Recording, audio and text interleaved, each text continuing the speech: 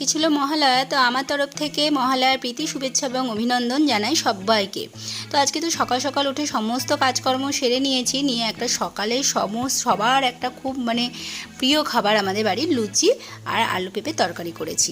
তো পেঁপেটা দেওয়ার কারণেই লুচির সাথে আলুর তরকারিটাই ভালো লাগে, তবে পেঁপেটা দেওয়ার কারণ হচ্ছে দাদা। তো দাদা তো আলু খায় না, তো তার জন্য দাদা পেঁপে খাবে।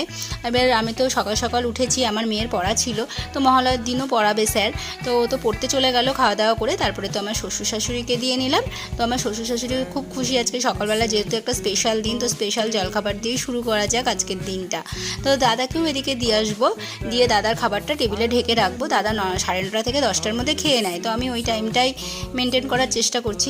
দিদি যেহেতু বাড়িতে নেই, তো দিদির একটা তো দুর্ঘটনা ঘটে গেছে, আগের ভিডিওতেও দেখেছেন, তো তার জন্য দিদি বাড়িতে নেই। এবার ঝন্টি আমার কাছে বসে পড়াশোনা করছিল, তো আমি আর ঝন্টিও খেয়ে নিচ্ছি। তো খাওয়া দাওয়া করে তারপরে আমি যাব রান্নাঘরে। আজকে রান্না করেছিলাম বোয়াল মাছ। তো আমার মেয়ে তো পড়ে চলে এসে স্নান করে ও পুজোটা সেরে নিচ্ছে, কেননা গোপালের জন্য লাড্ডু নিয়ে এসছে, যেহেতু ও নিজে হাতেই পুজো দেবে। তো আজকের ভিডিওটা এই পর্যন্ত থাকলো, টাটা।